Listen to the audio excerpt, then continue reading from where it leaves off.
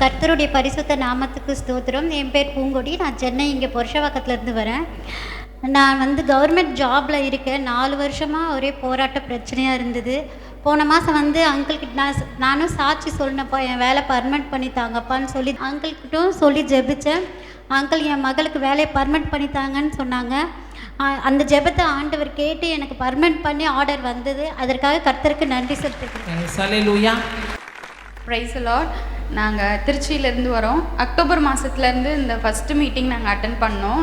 ஐயாட்ட எங்களுக்கு தலையில் கை வச்சு ஜோம் பண்ணப்போ எனக்கு கொடுத்த வார்த்தை என் பிள்ளைகளுக்கு வேண்டியதெல்லாம் செய்வேன்னு சொல்லி கொடுத்துருந்தாங்க. அப்போ நான் என் தம்பி அம்மா வந்திருந்தோம்.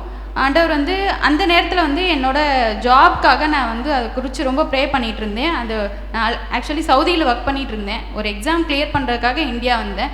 அது கிளியரே ஆகாத மாதிரி இருந்துச்சு. ப்ராசஸே ஓப்பன் ஆகலை. ஆனால் நான் அக்டோபர் மாதம் வந்துட்டு போனேன். நவம்பர் மாதம் எக்ஸாம் எழுதினேன். அந்த எக்ஸாமில் ஃபஸ்ட் அட்டம்ப்ட்லேயே நல்லா பாஸ் பண்ணி மார்க் வாங்க தேவன் எனக்கு கிருபை செய்தார். அப்புறம் எங்கள் அம்மாவுக்கு ஐயா ஜோம் பண்ணுறப்ப பரிபூர்ண சுகத்தை தருவார் அப்படின்னு சொல்லி ஜோம் பண்ணாங்க. அதுக்கான நாங்கள் என்ன நினச்சோன்னா, எங்கள் அம்மாவுக்கு ஆல்ரெடி இந்த ulcer problem, back pain, sugar இதெல்லாம் இருக்குது. ஆண்டவர் அதுலேருந்து நமக்கு விடுதலை கொடுப்பார் அப்படின்னு சொல்லி நாங்கள் அதை குறித்து ஜோம் பண்ணிகிட்டே இருந்தோம். டிசம்பர் 10th அன்னைக்கு ஒரு மாதிரி நெஞ்சு எரிச்சல் மாதிரி இருக்குன்னு சொல்லிட்டு ஹாஸ்பிட்டல் போனால் அது ஹார்ட் அட்டாக் அப்படின்னு சொல்லிட்டாங்க டாக்டர்ஸு. ஸோ அப்போ நாங்கள் ரொம்ப பயந்து இருந்தோம், என்ன பண்ணுறதுன்னு தெரியலன்னு. ஆன்ஜியோ பண்ணாங்க. ஆன்ஜியோ பண்ணிவிட்டு டாக்டர் சொன்னாங்க, பண்ண போகிறதுக்கு முன்னாடி அதே டாக்டர் சொன்னாங்க பிளாக் எதுவும் இருக்காது, ஒரு 40 to 30 அப்படி தான் இருக்கும்னாங்க. பண்ணதுக்கப்புறம் பார்த்தா பிளாக் 80 to 90 இருந்தது. நீங்கள் கண்டிப்பாக ஸ்டென்ட் வச்சே ஆகணும்னு சொல்லிட்டாங்க. நாங்கள் டிஸ்சார்ஜ் ஆகி வீட்டுக்கு போயிட்டு வந்தோன்னே அப்போ எங்களுக்கு அம்மா சொன்னாங்க, ஐயா சொன்னாங்க பரிபூர்ண சுகத்தை தருவார்னு.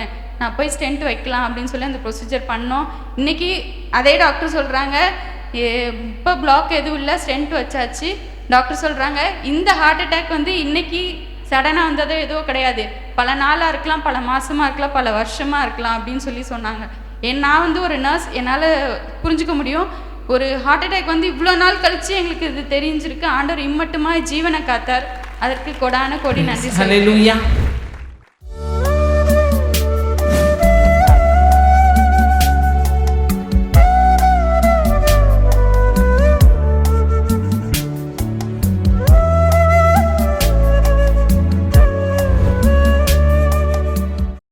கிறிஸ்துவுக்குள் மிகவும் பிரியமான எனதர்மை சகோதர சகோதரிகளே, ஆண்டவரும் உலக ரட்சகருமான இயேசு கிறிஸ்துவின் நையற்ற நாமத்தினாலே உங்களை நான் வாழ்த்தி ஆசீர்வதிக்கிறேன். எல்லாருடைய இருதயத்தில் நிறைய விருப்பங்கள், நிறைய எதிர்பார்ப்புகள், நிறைய வாஞ்சைகளோடு, நிறைய கனவுகளோடு இன்றைக்கு ஆண்டவரை தேடி வந்திருக்கிறீர்கள்.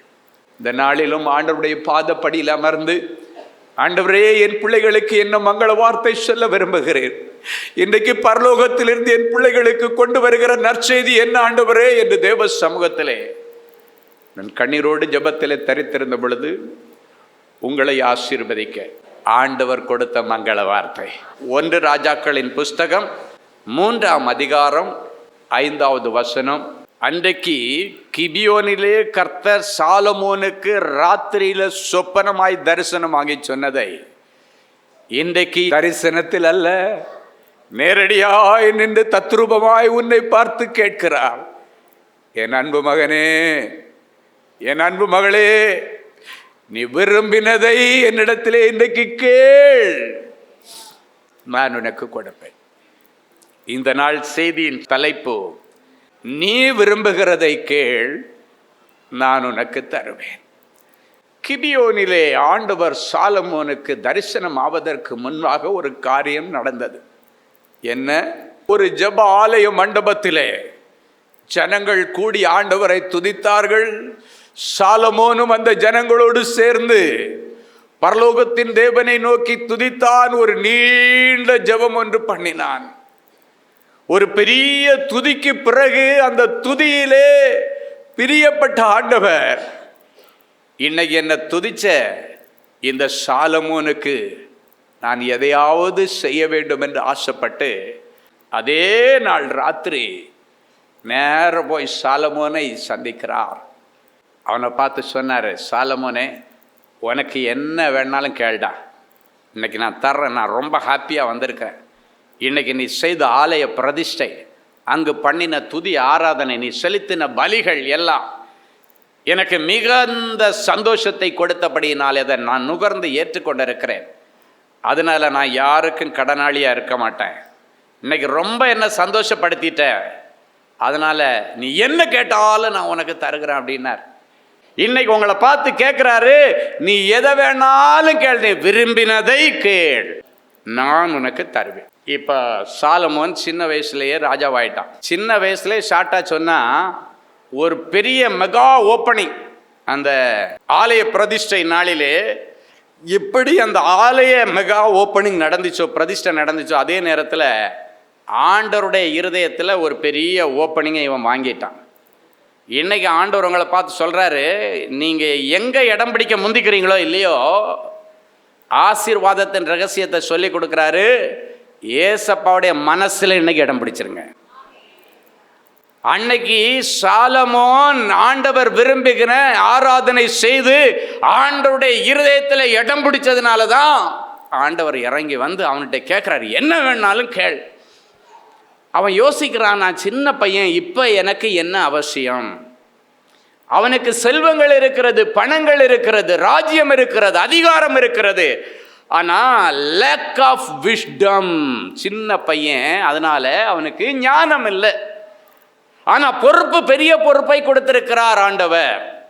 எனவே தான் அவன் சொல்லுகிறான், அதே 1 ராஜாக்கள் 3:7 9 சொல்லுகிறது, நானோவனில் போக்குவரவு அறியாத சிறு பிள்ளையாயிருக்கிறேனே, ஆகையால் இந்த திரளான ஜனங்களை நியாயம் விசாரிக்கவும் நன்மை தீமை என்னதென்று வகையறுக்கவும் அடியனுக்கு ஞானமுள்ள இருதயத்தை தாரும். அப்போ அவனுக்கு என்ன, சின்ன பிள்ளை, பெரிய பொறுப்பு. சில குடும்பங்களில் பார்த்தீங்கன்னா குடும்ப தலைவன் மறித்து போயிட்டா அந்த தாய் சொல்லுவா வீட்டில் உள்ள மகனை பார்த்து, எப்பா நீ சின்ன பிள்ளை தான், ஆனால் உங்கள் அப்பா பெரிய பொறுப்பை உன் தலைமையில் வச்சுட்டு போயிட்டார். மக்களே, பொறுப்பாக படித்து அக்கா தங்கச்சிங்களை கரையாற்றி இந்த குடும்பத்தை இனி நீ தான் தூக்கி நிறுத்தணும் அப்படின்னு புருஷன் மேல் இருக்கிற நம்பிக்கையை அந்த தாய் தன் பிள்ளையின் மேலே வைக்கிறதை பார்க்கிறோம். ஏன்னா அவளுக்கு ஒரு நம்பிக்கை உண்டு, என் மகன் இந்த பாரங்களை எல்லாம் சுமப்பான். அன்றைக்கு நோவாவுடைய தகப்பனுக்கு அந்த நம்பிக்கை தான் இருந்தது. எனவே தான் நோவாவுக்கு பெயர் வைக்கும் பொழுது, நம்முடைய குடும்ப கஷ்டத்திலே, நாம் படுகிற இந்த பாடுகளிலே, கஷ்டங்களிலே இவன் நம்மை தேற்றுவான் என்று சொல்லி அவனுக்கு நோவான்னு பெயர் வைத்தாராம். ஆண்டவருக்கும் உங்க மேல பெரிய நம்பிக்கை இருக்கு. இன்னைக்கு ஆண்டவர் அடுத்த தீர்க்க தரிசனம் சொல்றாரு, இதுவரைக்கும் உன் புருஷன் பொறுப்பு இல்லாமல் இருந்தா, இன்னைக்கு பொறுப்புள்ள புருஷனை நீ போய் பார்க்க போகிறாய். பொறுப்பில்லாமல் சுற்றி கொண்டிருந்த உன்னுடைய பிள்ளை இன்னைக்கு நீங்க போய் பார்க்கும் பொழுது பொறுப்புள்ள பிள்ளையாக உங்களுக்கு முன்பாக தென்படுகிறதை நீங்கள் பார்க்க போகிறீர்கள். அதற்காக அநேக நாட்கள் உபவாசம் இருந்தீர்கள், ஜெபித்தீர்கள், ஆனால் அதனுடைய பலன் கிடைக்கவில்லை என்று சொன்னீர்கள். இல்லை, அந்த பலன் இன்றைக்கு வந்திருக்கிறது. அவர் உங்களுக்கு கொடுக்கிற பலனை கைமேல கொண்டு வந்து கொடுக்க இன்றைக்கு வந்திருக்கிறார். ஹல்லேலூயா. அவன் சொல்லுகிறான், ஆண்டவரே என்னை நம்பி பெரிய பொறுப்பை கொடுத்திருக்கிறேன், நானோ போக்குவரவு அறியாத சின்ன பிள்ளையா இருக்கிறேன். எனவே நீங்க எனக்கு கொடுக்கணும்னு நினைச்சிங்கன்னா, இந்த ஜனங்களுக்கு சரியான தீர்ப்பு சொல்ல, நன்மை தீமை இன்னதென்று வகையறுக்கத்தக்க ஞானமுள்ள இருதயத்தை எனக்கு தாரும் என்று கேட்டான். ஆமேன். ஷார்ட்டா சொன்னா, தேவனுடைய ராஜ்யத்திற்கும் நீதிக்கும் ஏற்றதை கேட்டான். அவனுக்கு தேவை ஆவிக்குரிய காரியங்கள், பொதுவான காரியங்கள், ஜனங்களுக்கு நன்மை செய்கிற காரியங்கள். தப்பு பண்ணாத அளவுக்கு, எந்த இடத்திலையும் தன்னிடத்தில் ஒப்புவிக்கப்பட்ட அந்த ஜனங்களுக்கு தீமை செய்யாத அளவுக்கு நியாயம் செய்யும்படியாக நல்ல விஷயத்தை கேட்டான். ஆவிக்குரிய காரியத்தை கேட்டான். தேவனுடைய ராஜ்யத்திற்கும் நீதிக்கும் ஏற்றதை கேட்டான். ஆண்டவர் உடனே என்ன பண்ணாரு, உன் வார்த்தைகளின்படி உனக்கு செய்தேன், ஞானமும் உணர்வும் உள்ள இருதயத்தை உனக்கு தந்தேன், அது மட்டுமல்ல, நீ கேளாத ஐஸ்வர்யத்தையும் மகிமையும் உனக்கு தந்தே. இன்னைக்கு ஆண்டவர் நீங்க கேட்டது மட்டுமல்ல, விரும்பினது மட்டுமல்ல, நீங்கள் கேளாத ஐஸ்வர்யத்தையும் மகிமையும் உங்களுக்கு கொடுக்க போறார். ஹல்லேலூயா. ஆமா, நேத்தைக்கு வரைக்கும் உங்களை பார்த்து அவன் தரித்திரம் பிடிச்சவன்டா, அவங்களோட சேராதேன்னு சொல்லியிருப்பாங்க. இனிமேல் என்ன தெரியுமா சொல்லுவாங்க? ஐயோ, அவன் பெரிய செல்வ சீமானுப்பா, முடிஞ்சா அவன் கூட உன்னுடைய ஃப்ரெண்ட்ஷிப்பை வச்சுக்கோ, அவன் பெரிய ஆளுப்பா, அவன் கூட சேர்ந்துக்கோ அப்படின்னுவாங்க. அதுதான் உலகம். ஆமேன். உங்க வீட்டு வாசற்படியில் கிடக்கிற தரித்திரத்தின் ஆவிகளை ஆண்டவர் வெளியேற்றுகிறார். ஐஸ்வர்ய சம்பன்னர் வீட்டுக்கு வெளியே இல்லை, வீட்டுக்கு உள்ளே இருப்பார். ஆமேன். ஆமா, எந்தெந்த பிள்ளைகளுக்கு வேலை இல்லை, எந்தெந்த கம்பெனி எல்லாம் மூடி போட்டிருக்கிறீங்க, எந்தெந்த கம்பெனி தேராதுன்னு ஒதுக்கிட்டீங்க, அவ்வளவுதான் சொல்லி அடைச்சி போட்டிருக்கிறீங்க, மறுபடியும் அப்படியே புசு புசு புசுன்னு துளிர்க்கிறதை பார்க்கிறேன். ஆமேன். அது எங்கே இருந்து ஆரம்பிக்குது? வசனத்திலிருந்து ஆரம்பிக்குது. நான் எப்பொழுதுமே சொல்லுவேன், சங்கிலி தொடர் அற்புதங்கள் நடக்கும்.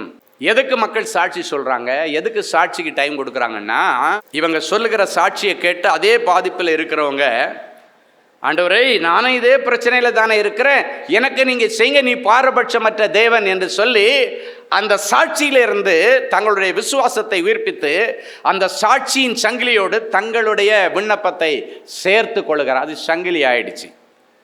சரி, இந்த சங்கிலியினுடைய தொடக்கம் எங்கே இருக்கிறது?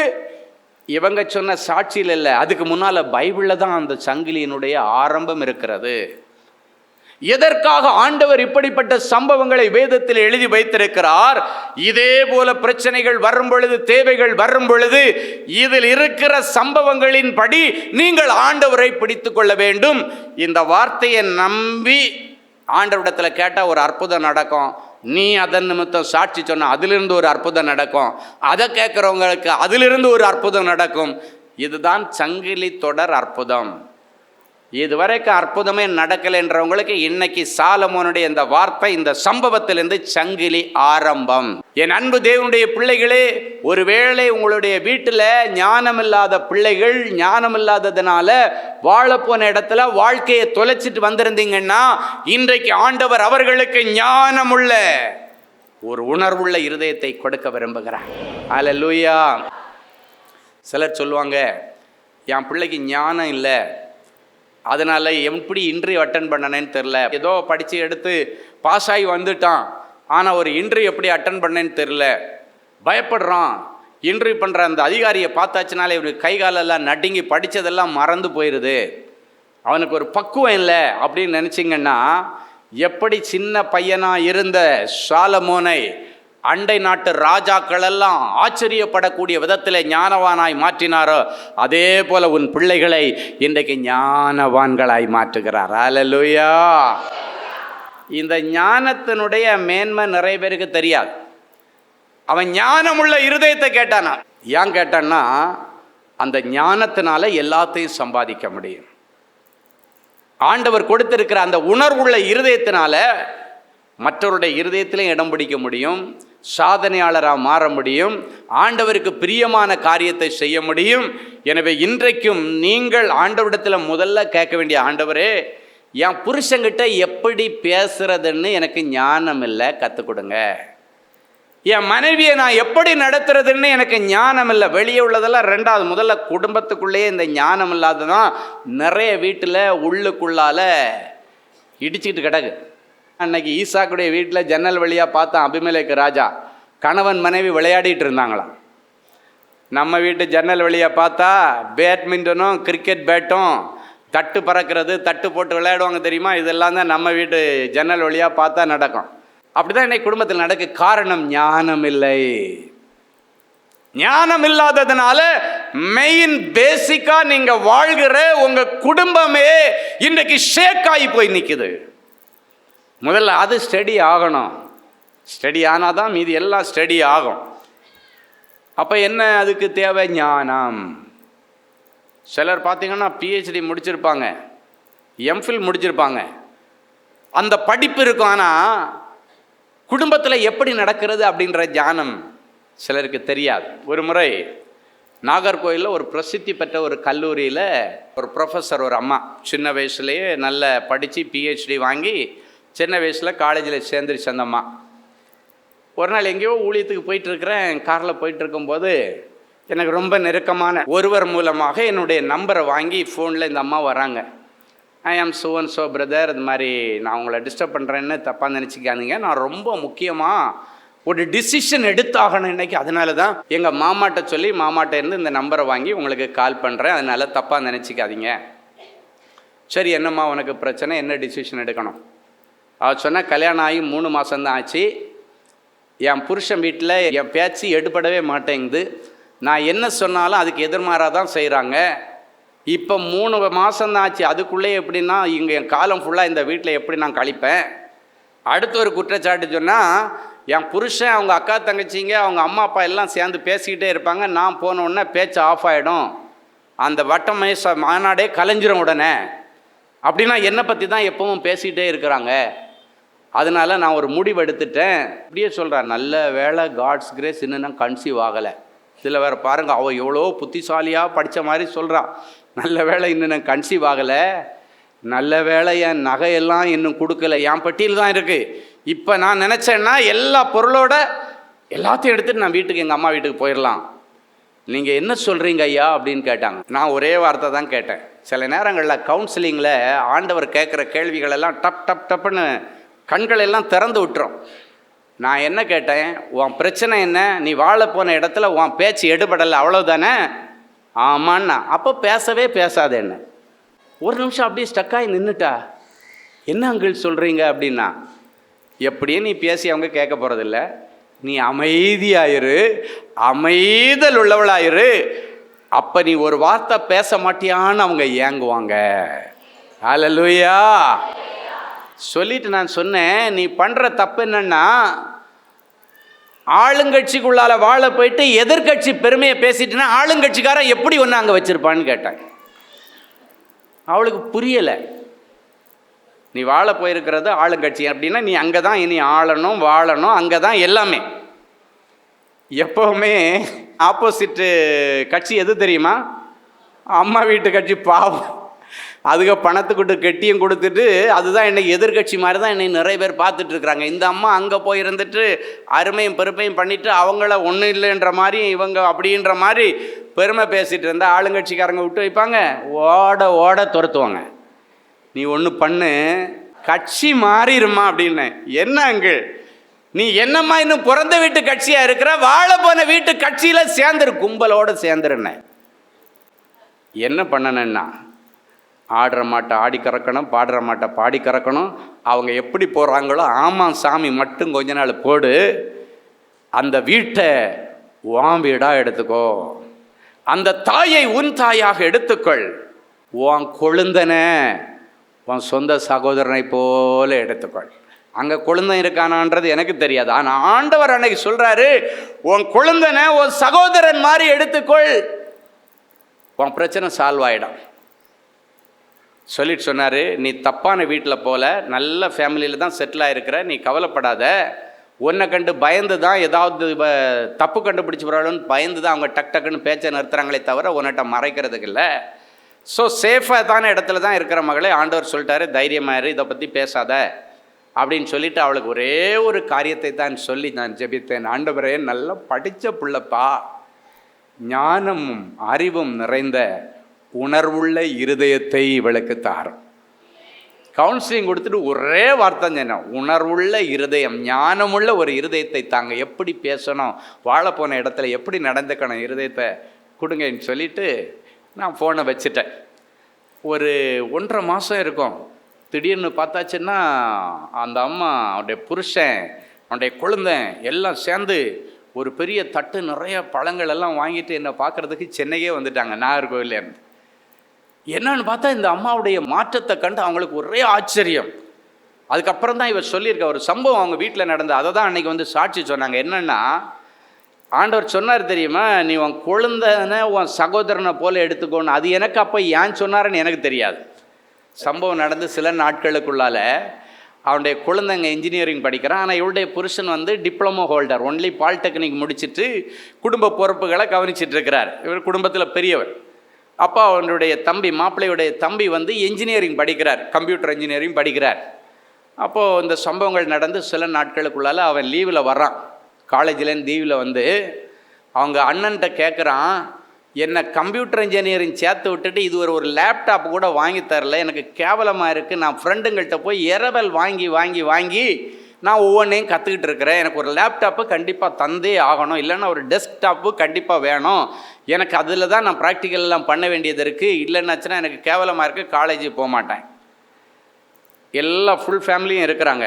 அவங்க அம்மா, அப்பா, அவர்களுடைய நாத்தனார் எல்லாம் இருக்கிறாங்க. இவளும் இருக்கிறா, மாப்பிள்ளையும் இருக்கிறார். அவன் வந்து சொல்கிறா, எனக்கு ஒரு லேப்டாப் வாங்கி கொடுக்கலன்னா நான் காலேஜுக்கு போக மாட்டேன். அவங்க அண்ணன் உடனே எழும்பி கோவத்தில் சொல்கிறான், நானே டிப்ளமோ படிச்சுட்டு ஏதோ தம்பி ஆச்சே இன்ஜினியரிங் படிக்கட்டுன்னு ஒன்று அனுப்புனா நீ என்கிட்டே திமிரா பேசுகிறியா? நீ காலேஜ் போகலன்னா பரவாயில்ல, மண்ணு சமக்க போ, கல்லு சமக்க போ, எனக்கு கவலையே இல்லை. குடும்ப கஷ்டம் தெரிஞ்சு நீ பண்ணுனா பண்ணு, இல்லைன்னா பேசாமல் கேரளாவுக்கு கொத்த வேலைக்கு போடான்னு சொல்லி திட்டாரு. அவனுடைய இருதயம், அண்ணன் பேசிட்டாருன்னு சொல்லிட்டு மனசு உடஞ்சி போய் அப்படியே மூலையில் உட்காந்தாச்சு. அவங்க அம்மாவும் அப்பாவும் ஒருத்தர் முகத்தை ஒருத்தர் பார்த்துட்டே இருந்தாங்க.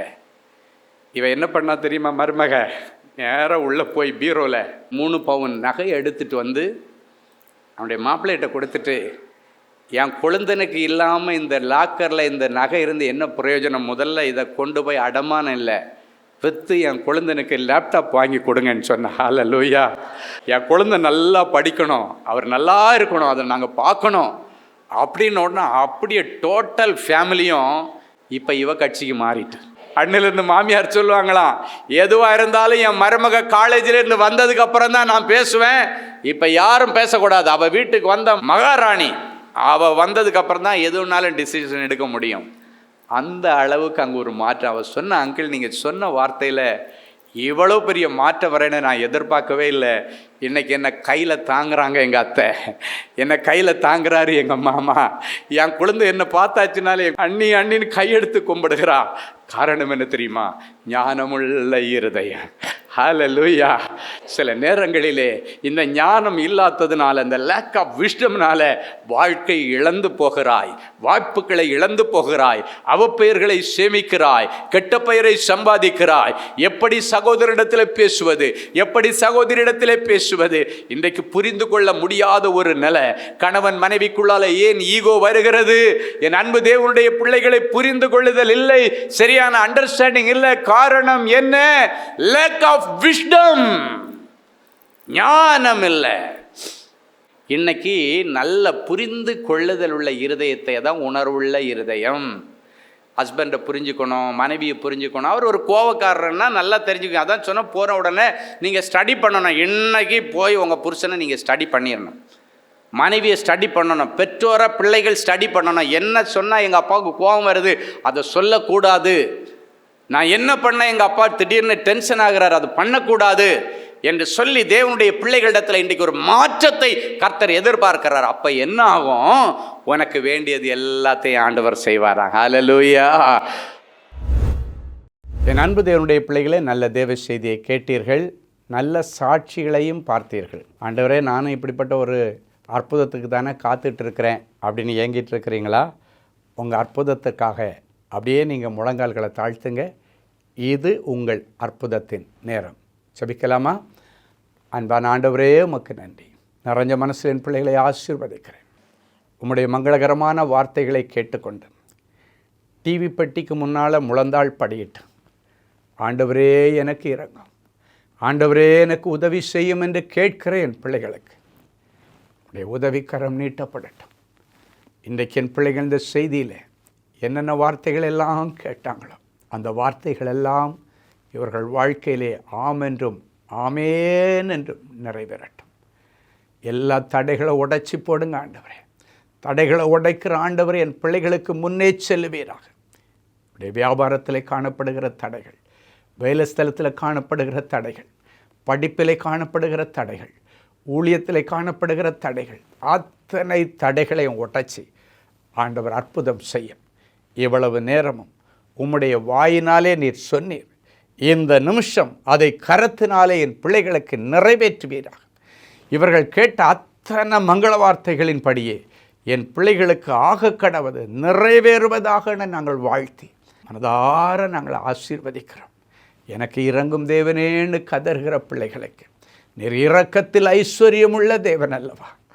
என் ஒரேளை என் பிள்ளைகளுடைய செய்கைகள் உம்முடைய சமூகத்திலிருந்து என் பிள்ளைகளுக்கு கோபாக்கிறேன் வியாதிகளை கொண்டு வந்திருந்தாலும், கோபாக்கிறேன் இழப்புகளை கொண்டு வந்திருந்தாலும், பிள்ளைகளை கிருபையாய் மன்னித்து என் பிள்ளைகளுக்கு மறுபடியும் வாழ்வதற்கு ஒரு வழியை தார். மறுபடியும் என் பிள்ளைகள் இழந்து போனவற்றை பெற்றுக்கொள்ளட்டும். ஆண்டவருடைய சரீரத்தில் இருக்கிற கொள்ளை நோய் இயேசுவின் நாமத்தினாலே மறைந்து போகட்டும். தெய்வீக தொடுதலை தார். டிவி பெட்டிக்கு முன்னால் முழந்தாள் படியிட்டு கிடக்கிற என் பிள்ளைகள் உடைய இருதயத்தின் அங்கலாய்ப்புகள் உமக்கு தெரியும் ஆண்டவர். சில காரியங்களை யாரிடத்தில் சொல்லி அழ முடியாமல் என் பிள்ளைங்க கதறிட்டு இருக்கிறாங்க. அவற்றை உங்கள் பாதத்தில் வைத்து நாங்கள் ஜெபிக்கிறோம். இரக்கத்தில் ஐஸ்வர்யமுள்ள தேவனே, என் பிள்ளைகளுக்கு இறங்கி அற்புதங்களை செய்யும். ஒவ்வொருவரையும் தொட்டு குணமாக்கும். கற்பத்தின் வியாதிகள் மாறட்டும் சுவாமி. கற்பத்தில் இருக்கிற கட்டுகளும் கட்டிகளும் மறைந்து போகட்டும். ஒரு சந்ததிக்காய் ஏங்கிக் கொண்டிருக்கிற என் பிள்ளைகளுக்கு இன்றைக்கே ஒரு அற்புதம் நடக்கட்டும். இன்றைக்கே பரலோகத்தின் திரவியம் அவருடைய கற்பத்தை நிரப்பட்ட சுவாமி. யாராவது என்னை கை தூக்கி விடமாட்டாங்களான்னு கதறிக்கொண்டிருக்கிற பிள்ளைகளுக்கு ஆண்டவரே இறங்கி நின்று என் பிள்ளைகளை கை தூக்கி அவளை ராஜாக்களோடும் பிரபுக்களோடும் உட்கார வைத்து அழகு பார்ப்பீராக. என் நியாயமான விருப்பங்கள் வாஞ்சைகள் எல்லாம் நிறைவேறட்டும். நிறைஞ்ச மனசில் பிள்ளைகளை ஆசீர்வதிக்கிறேன் இயேசுவின் மூலம் பிதாவே. ஆமேன், ஆமேன். கிறிஸ்துவுக்குள் அன்பானவர்களே, ஆண்டவராகிய இயேசு கிறிஸ்துவின் இனிய நாமத்தில் அன்பின் வாழ்த்துக்கள்.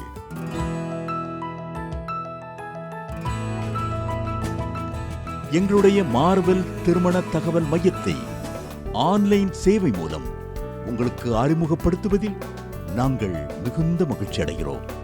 எங்களது மார்வெல் திருமண மையம் கிறிஸ்தவ குடும்பத்தில் திருமணத்திற்கு ஆயத்தமாயிருப்பவர்கள் தங்களுக்கு ஏற்ற வாழ்க்கை துணையை தேர்ந்தெடுக்க சிறந்த திருமண சேவை மையமாக இருக்கிறது. மேலும் மார்வெல் திருமண தகவல் மையத்தில் நீங்கள் பதிவு செய்வதற்கு எங்களது இணையதள முகவரி www.marvelmatrimony.com மற்றும் அலைபேசி எண் 7824855999 என்ற எண்ணிற்கு தொடர்பு கொள்ளலாம். சென்னை, நாகர்கோவில் மற்றும் மும்பை நகரில் உள்ளவர்கள் பதிவு செய்ய விரும்பினால் கீழ்க்கண்ட விலாசங்களில் உள்ள எங்களது அலுவலகங்களோடு தொடர்பு கொள்ளலாம். Email info@marvelmatrimony.com. ஆண்டவர்தாமே உங்களை அளவில்லாமல் ஆசீர்வதிப்பாராக. ஜெனசிஸ் கிரியேஷன்ஸ் மீடியா அகாடமியில் 3 மாதங்களில் தொழிற்கல்வி சான்றிதழோடு video editing, videography, photography, drone piloting, studio recording, Photoshop, live streaming, live video mixing and live sound mixing ஆகிய தொழிற்கல்விகள் பயிற்றுவிக்கப்படுகிறது. புது தொழில் நுணுக்கங்களுடன் குறைவான கட்டணத்தில் நிறைவான தொழிற்கல்வி பெற்றுக்கொள்ள உங்கள் எதிர்கால கனவை நினைவாக்க எங்களது ஜெனசிஸ் கிரியேஷன்ஸை இன்றே தொடர்பு கொள்ளுங்கள். மேலும் விவரங்களுக்கு 7824850999 என்ற எண்ணை தொடர்பு கொள்ளுங்கள். அன்பு தேவனுடைய பிள்ளைகளே, இந்நிகழ்ச்சியின் மூலம் நீங்கள் பெற்றுக்கொண்ட ஆசீர்வாதங்களையும் உங்கள் ஜெப விண்ணப்பங்களையும் அனுப்ப வேண்டிய முகவரி தேவனின் அன்பு ஊழியங்கள், எண் 340B பார் 1A 3B1 Vinayak avenue, OMR road, Okkiyam, Thoraipakkam, Chennai 600097. இது இந்தியன் ஆயில் பெட்ரோல் பங்க் எதிரில் அமைந்துள்ளது மற்றும் காக்னிசன்ட் டெக்னாலஜி சொல்யூஷன்ஸ் அருகிலும் அமைந்துள்ளது. மின்னஞ்சல் prayer@godsloveministries.co.in. எங்களது இணையதளம் www.godsloveministries.co.in. மேலும் 24 மணி நேர ஜெப உதவிக்கு 04454479999 மற்றும் 99411501 999 என்ற எண்களுக்கு தொடர்பு கொள்ளுங்கள். கர்த்தர் தாமே உங்களை ஆசீர்வதிப்பாராக.